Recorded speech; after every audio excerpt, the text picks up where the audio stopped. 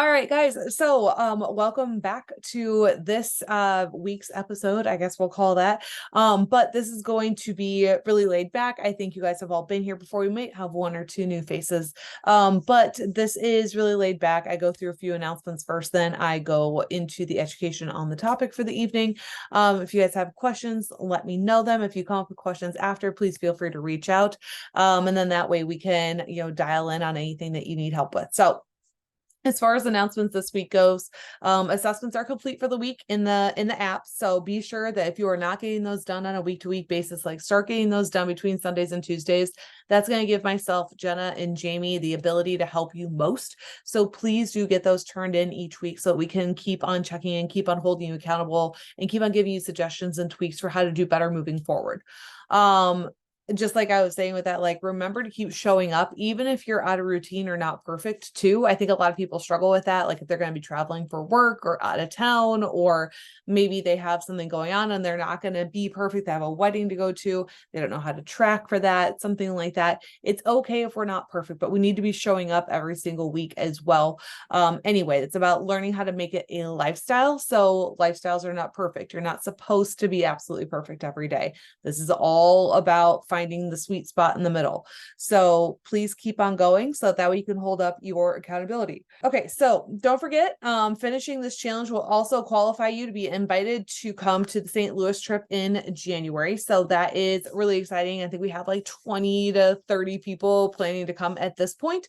And they all, completed a challenge previously so far this year. So if you want to come with our group to HQ at First Form in January, then all that you have to do is complete this current challenge. So it's going to be really, really awesome. We're going to hang out. We're going to order food into HQ. We're going to have a lot of fun. We're going to work out at headquarters, do tours of headquarters, probably some other surprises along the way. It's going to be a great time. So really excited to have that going on. It is January 12th to the 14th. So if you have questions on that, let me know. There will be new NH Fit gear and goodies available next week on November 1st, which is super exciting. I cannot believe it's already almost November. And there will be lots of options, right? It's going to be kind of like a pick this logo and put it on this color thing, right? So you get to really pick and customize what you want, which is going to be really, really awesome. So that's going to be available next week. There's also going to be a ton of options that are a little bit smaller too, where it'd be great for stocking stuffers, or if you've made really great friends within the group, you can send them gifts if you so choose. It's going to be just awesome. So those will be ready for you on the 1st. Peppermint bark level 1 will be back in November. I've started to have people reaching out asking me when that will be back as it starts to get colder and colder. I think those temperatures are really supposed to drop. Like we're down into the 20s around here. Don't freak out, Jenna. Don't freak out. We're down in the 20s around here this weekend. But it should warm back up a bit more. But with all of that being said, that really starts to get that peppermint bark feel going. And so that will be available again for you guys, as well as peppermint bark bars and the peppermint mocha collagen. All of those things will be back in November, not on the 1st, but in November. I am looking for feedback for those of you guys that are participating in the weekly habit boards. I want to know, do you guys like those? Do you want me to switch things back up? Do you want to do a blackout board in between challenges? Is there something that you think would work better? I want to just try and help incorporate those healthy habits into your guys' lifestyles on a week-to-week basis, giving you simple daily tasks and challenges to complete so it can just continue to build on those good habits. So if you have feedback on how we're doing them now with what we've done before, or you've seen something or done something different that you enjoyed, please bring that to my attention. I am totally an open book for that. I want to do things with you guys that help you most. So shoot me any suggestions that you have on those weekly habit boards. If you want to do a month one instead, if you want to do a different type of task, if you want a different type of prize, tell me. Tell me what you want and what will help you, and I will put together something that will work for you.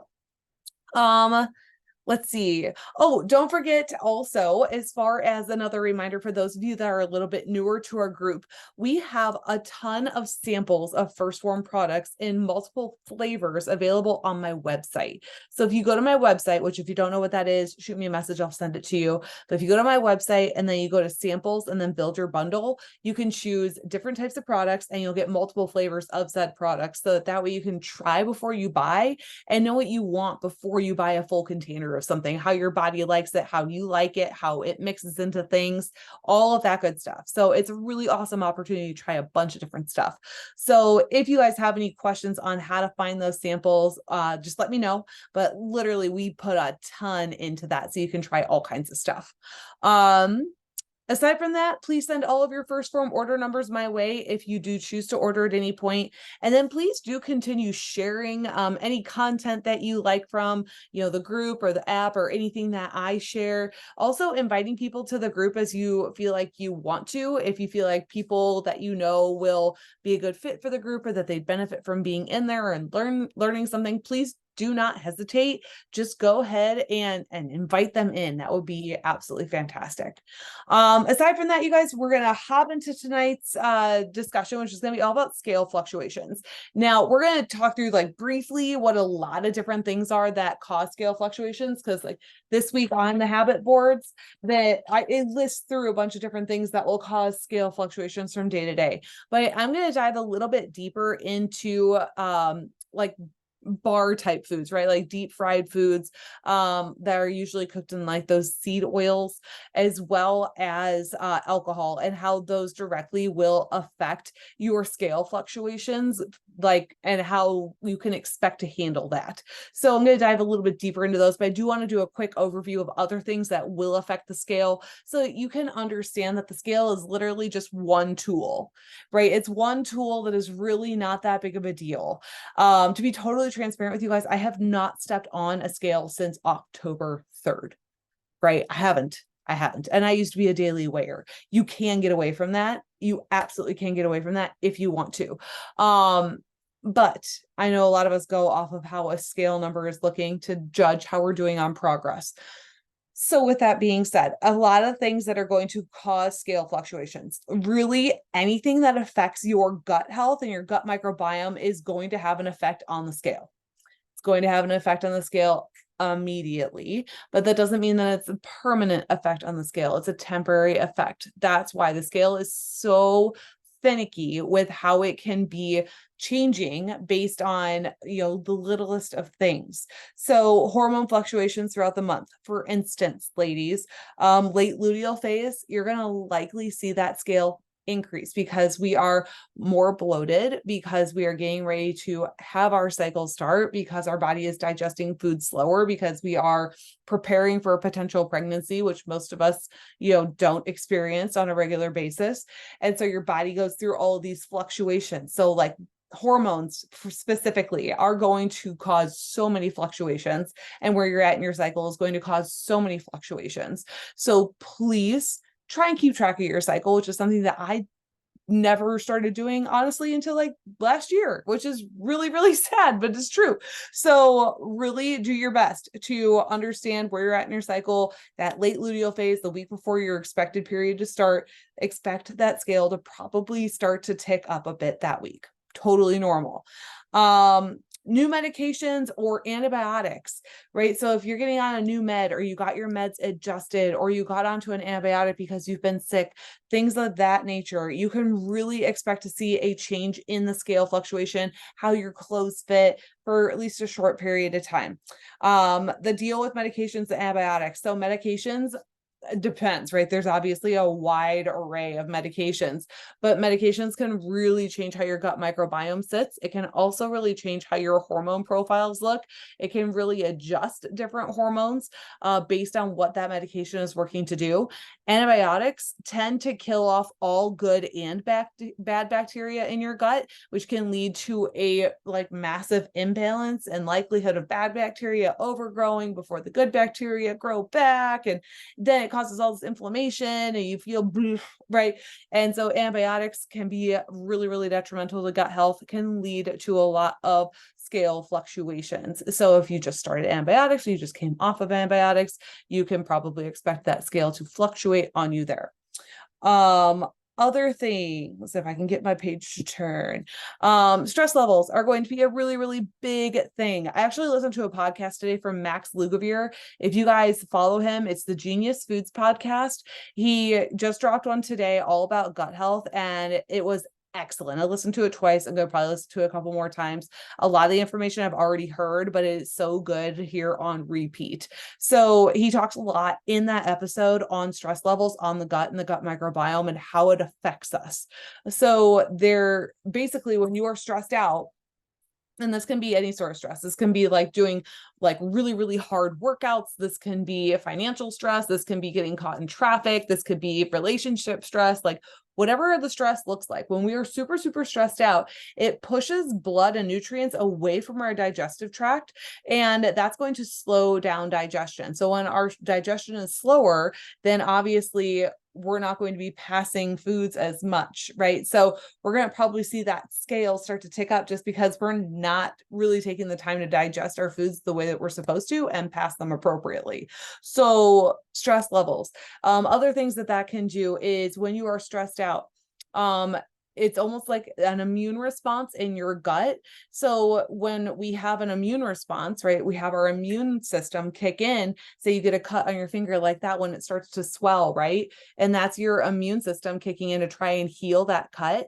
Well, when you are really, really stressed out and your gut gets stressed, your body sends your immune system to your gut, which this is, most of your immune system does live in your gut, but it sends it to the gut lining and can cause inflammation of the gut lining. And if we do this over and over and over again, where we're really stressed out all the time and we never back off, which is me, then what can happen is those cells on your gut lining can start to spread apart. And then, we deal with food getting out and particles getting out when they're not supposed to, can lead to a lot of things that we're going to talk about more here in a minute. But just understand that stress levels, if you're going through something very, very stressful this week, or you've gone through something very stressful recently, you can probably see that scale tick up due to that. Poor sleep increases stress once again, increases bad bacteria overgrowth, which can also lead to processed sugar cravings because bad bacteria thrive off of those processed sugars. And so when you give into those processed sugar cravings and you have those, then it helps the bad bacteria grow even more. And then that's going to also cause that increase in the scale too. So scale fluctuations can definitely happen from having, too high a stress, poor sleep, and then giving into a sugar craving, and then overgrowth of the bacteria causes the bloat and the inflammation. Like, it's just a big array of stair steps that happens. So know that none of this is ever permanent, right? We can always fix it. But understanding when you go through different things that your body's going to respond likely with a scale fluctuation, which is why the scale is just one tool. And I don't want you guys to live and die by it anymore like I used to, because it's zero fun to live life that way. Other things that can cause the scale to go up, this is a good one.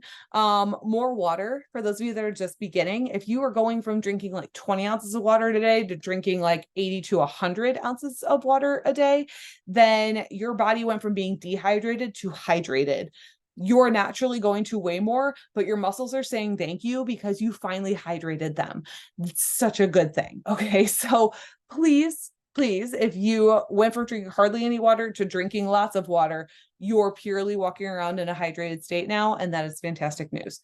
A new workout program or heavy lifting, this can be a huge one that people often forget about, right? Because when you first start out on a journey of losing weight, right, you hit the gym really, really hard, you are doing really good with your food, you jump on the scale the next week or the week after that, and the scale went up, and you go, what the hell?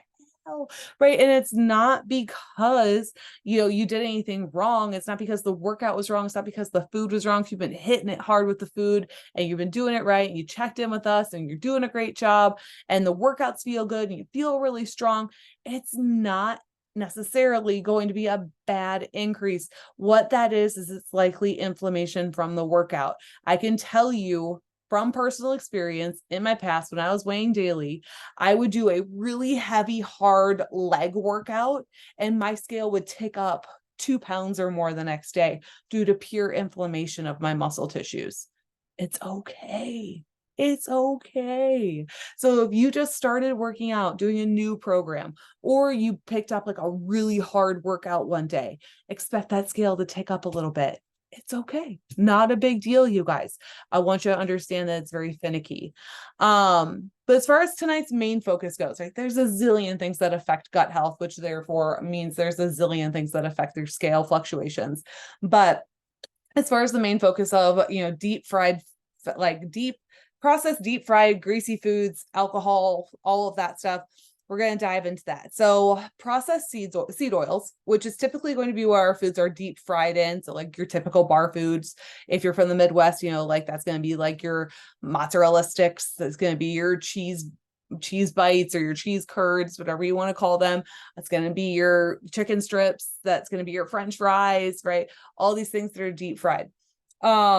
These are also oils that are found in our processed packaged foods a lot of times as well. They can really wreak havoc on our gut health. That podcast I was talking about earlier goes into depth on this as well. The processed seed oils cause inflammation in the gut lining. Like we were talking about a little bit earlier, with repeated intake of these foods and continued gut lining swelling, then there can be gut lining damage. And that's where we run into issues.